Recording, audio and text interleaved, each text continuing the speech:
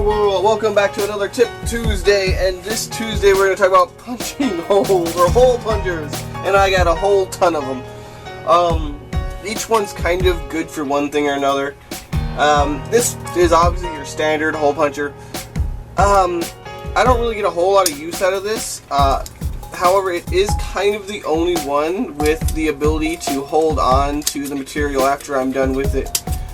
Sometimes I'll actually just want the little bits of paper or foam or whatever I popped out, because they're just useful little bits for rivets or whatever, and that is super awesome to have. Bam, super useful. And for lighter materials, it's not a huge deal. You may have to try a few times to get a clean one, a clean punch, but it is easy to get a hold of. This is the easiest one to get a hold of. This one here is actually for eyelets and rivets, but I do punch holes with it because, yeah, I do. Now, what's good about this is it actually saves some material too when it punches, and it has a kind of smaller hole. What I use with this a lot, for a lot, is punching through leather a lot of times. I think that might be what it's for, actually. Yeah, I think it's actually for punching through leather, but you can, and so I can sew through. It's super awesome. So you don't necessarily want this gigantic hole you get from a hole puncher. So this is the better choice for more clean sewing. Yay! So this is actually a more recent purchase, and you might not have seen this in many videos, but it's a very nice, still very sharp hole puncher, and this is good for getting through your heavier materials. Not so much the smaller ones, but certainly it will get through. Now, I would suggest not trying anything heavier than Centra or PVC. Once you get to, say, MDF or light woods, then you probably want to consider moving on to, say, a drill of some kind, or a press. Even just a hand drill or a Dremel will be a better choice for you than hand tools. But I really like that it has so many options, and it's convenient because I don't need to switch a damn drill bit out, which can be annoying. So as long as you're reasonably steady with it, it is pretty good at getting nice clean holes in your heavy materials. Obviously, it works with your Worbla. You don't want anything with the Wonderflex has a mesh on it. It tends to have a bigger issue with it. But I got it because this hole puncher obviously doesn't really work very well with anything really more heavy duty than, say, cardboard. Yeah, like cardboard is the best one. EVA foam, it tends to chew up quite a bit. Except for when I'm on camera, and yeah, it does it perfectly. No, yeah, well, there you go, guys. What it usually does is on one edge, typically the edge towards the handle, it'll snag on there. But not now, not when I'm on camera. Whatever. Right. It might be that also I cleaned them up a bit. Right. All right. And so here we have the big lady in the house. Yes, this is amazing for punching holes. As you can see, it's already got the hole punching attachment, but it's also just great at punching even through woods, some light metals. Not really thin, not thick woods, light woods. It has to be like say 2 millimeters, or yeah, about 2 millimeters. MDF, particle board and such.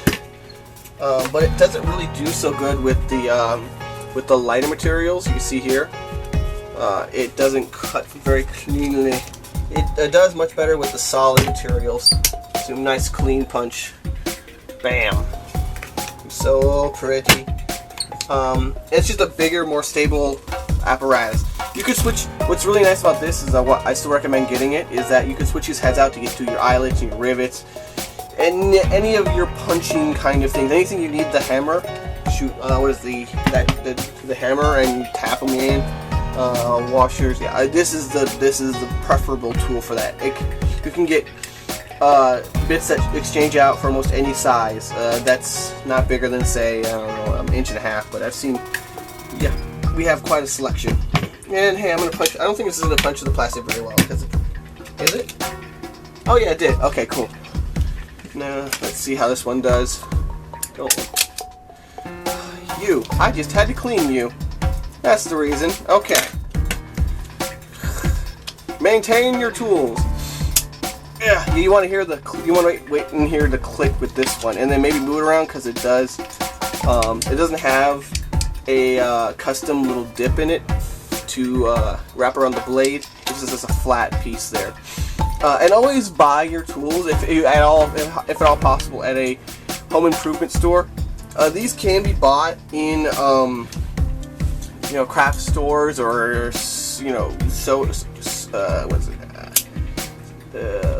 fabric stores, but you're gonna pay like twice as much for them. Yeah, this is way cheaper to buy at. This was way cheaper to buy at Menards than it was at. I believe it was Hobby Lobby. Saw this for $50, and we saw this at Menards for $19. Yeah, so much better deal.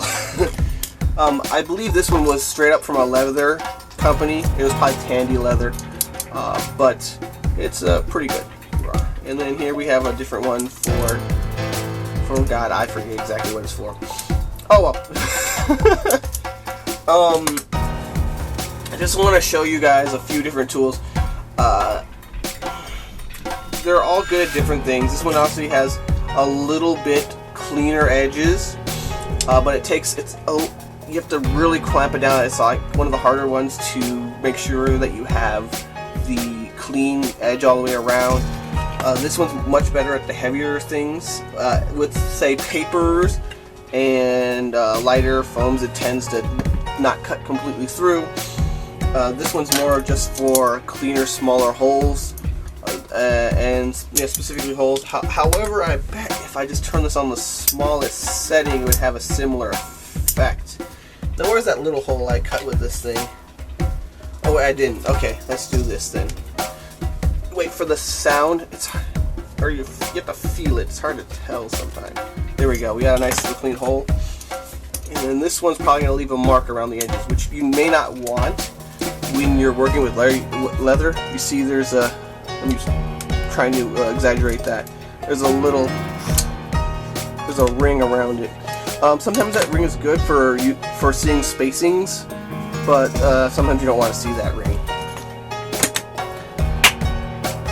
Oh well, guys, these are my hole punching tools. If you want to see anything more hardcore, you're going to go to my drill press, my hand drill, or my Dremel. But we'll leave that for a whole different video.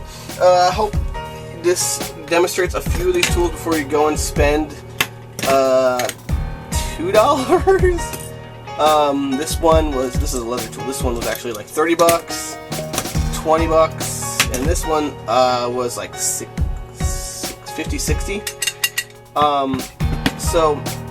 Yeah, just before you go buy any of these tools, you have a good look at what they're capable of and what they're good at. Let me try and punch this paper. I bet it'll just destroy the paper without actually doing anything good.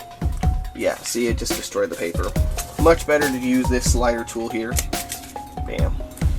Or even this tool is really not that great for paper because it's hard to tell when it's actually cut through or not.